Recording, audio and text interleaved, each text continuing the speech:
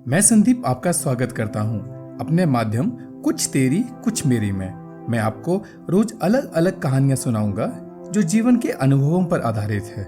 इनमें से कुछ अनुभव मेरे कुछ मित्रों के और कुछ समाज से लिए गए हैं। चलिए शुरू करते हैं आज की कहानी। ठाकुर साहब और शर्मा जी बहुत ही पुराने दोस्त हैं और अक्सर शाम को गांधी चौक की एक किराने की दुकान में गपशप मारने के लिए पहुंच जाते हैं। जिंदगी में दोनों दोस्त शायद ही किसी राजनीतिक दल से जुड़े, पर रिटायरमेंट के बाद समय गुजारने के लिए देश की राजनीति पर घंटों बहस करते और दुकानदार दोनों की हाँ में हाँ मिलाता और चुपचाप मुस्कुराता रहता। दुकानदार को शाम ढले दोनों का इंतजार रहता है, क्योंकि कम से कम 4 कप मुफ्त की चाय मिल जाती है और वक्त भी कट जाता है। परंतु जब आज ठाकुर साहब दुकान में पहुंचे तो आज माजरा कुछ बदला हुआ सा था। ठाकुर साहब आज कुछ उदास से लग रहे थे। हाथों में छाता लेकर वे चुपचाप खड़े होकर शर्मा जी का इंतजार करने लगे। उनको देखकर दुकानदार अशोक बोला, अरे ठाकुर साहब बैठे, शर्मा जी भी आते ही होंगे। ठाकुर साहब ने बिना कुछ कहे बस मुस्कुराकर अशोक की ओर देखा। अशोक ने भांप लिया था कि आज ठाकुर साहब कुछ परेशान हैं, पर उसे यह भी पता था कि वो श्री शर्मा जी से ही अपनी जिंदगी के सुख दुख को बांटते हैं। अब ये अशोक सोच ही रहा था वो कुछ कहे, शर्मा जी भी आ पहुंचे। शर्मा जी आज तो अपनी धुन में थे, आते ही बस शुरू हो गए, अब बताओ बज गया ना भाजपा का बाजा। शर्मा जी तो पूरे जोश में थे। अभी ठाकुर साहब कुछ कह पाते, शर्मा जी बोले, अरे भाजपा का एनडीए तो चुनावों से पहले ही टूट गया था, चले थे सरकार बनाने। शर्मा जी की बातों में कटाक्ष और व्यंग झलक रहा था, परंतु ठाकुर साहब ने कोई उत्तर ही नहीं दिया और चुपचाप सुनते रहे। जबकि होता यूं था कि बहस शुरू हो जानी चाहिए थी, पर आज अशोक और शर्मा जी दंग थे, क्योंकि ऐसा कुछ भी नहीं हुआ। शर्मा जी ने ठाकुर साहब की आंखों में देखा और पूछा, यार सब ठीक तो है? आज कुछ गुमसुम से क्यों लग रहे हो? ये सुनते ही ठाकुर साहब का चेहरा भावविवल हो आया। न जाने कब उनकी आंखों में नमी भर आई, जैसे वो कुछ कहना चाह रहे थे कि कोई उनका हाल पूछे। मुश्किल से खुद को संभालते हुए बोले, आज मैं डॉक्टर के पास गया था अपने ब्रेन की जांच करवाने के लिए। कुछ टेस्ट हुए थे कल मेरे, आज रिपोर्ट आ गई है। इतना कहकर वो चुप हो गए और शून्य में ताकते हुए से महसूस हुए। शर्मा जी को आत्मग्लानि हो रही थी। व्यग्रता से शर्मा जी ने किसी अनहोनी की आशंका से शंकित होकर पूछा, डॉक्टर ने क्या कहा? सब ठीक तो है ना? शर्मा जी, मुझे ब्रेन में ट्यूबरक्लोसिस है, 2nd स्टेज में है। ठाकुर साहब ने सिर झुकाकर कहा, मैं अब फिर यहाँ नहीं आऊँगा। डॉक्टर ने मुझे आराम करने के लिए कहा है, और जब से ये बात बहू को पता चली है उसने तो मेरे से बात करना भी बंद कर दिया।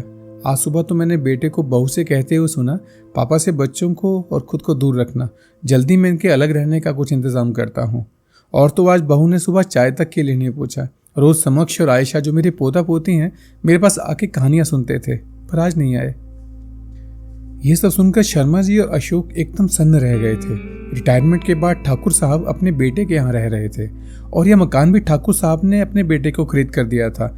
पत्नी का देहांत हुए 7 साल हो चुके थे और अब उनकी दुनिया में चंद लोग ही बाकी थे जिनसे वो मिलते जुलते थे। और बीमारी का पता चलने के बाद ठाकुर साहब को अपनी दुनिया सिमटती हुई सी नजर आ रही थी।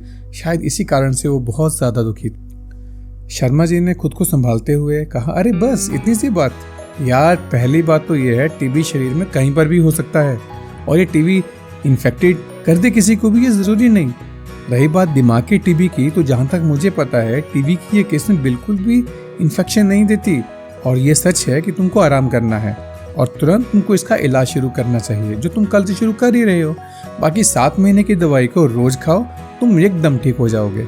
शर्मा जी बहुत उत्साहित होकर बोल रहे थे और साथ में बोले, रही बात तुम्हारे बहू बेटे की, तो शायद इतना पढ़ा लिखा होने के बाद भी वो इतनी गंभीर बात कैसे कर सकते हैं। मैं समझाऊंगा उन दोनों को, तुम चिंता मत करो। तुम भले ही यहाँ मत आओ, अरे हम तो आएंगे ना तुम्हारे पास चाय पीने के लिए। आखिर ही अगले चुनाव की चर्चा तुम्हारे साथ कौन करेगा? मोदी हो या नीतीश, एनडीए या यूपीए? बताओ मुझे। ठाकुर साहब की आंखों से आंसू बह निकले।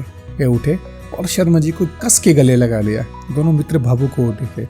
ठाकुर साहब पर इन बातों का इतना गहरा असर हुआ कि वो सारे दुख और मानसिक तनाव का बोझ ही भूल गए। अशोक भी दोनों की इस मित्रता को देखकर स्तब्ध और प्रसन्न था। शायद ही उसने कभी इन दोस्तों की इतनी गहराई वाली मित्रता को समझा था। उत्साह और प्रसन्नता में अशोक ने जोर से चाय वाले को आवाज देकर बोला, ओए भक्तू, 3 स्पेशल चाय जल्दी लेकर आजा, आज पैसे मैं दूंगा। और उसकी इस बात पर तीनों एक साथ ठहाका मारकर हंस पड़े, मानो कुछ हुआ ही नहीं था। यदि आपको मेरी कहानी अच्छी लगी हो तो मेरे चैनल को सब्सक्राइब करिए और लाइक करना बिल्कुल ना भूलें। अपने दोस्तों और परिवार से इस लिंक को अवश्य शेयर करें। जल्दी ही मैं एक नई कहानी के साथ आपके सामने उपस्थित होऊंगा। तब तक के लिए धन्यवाद।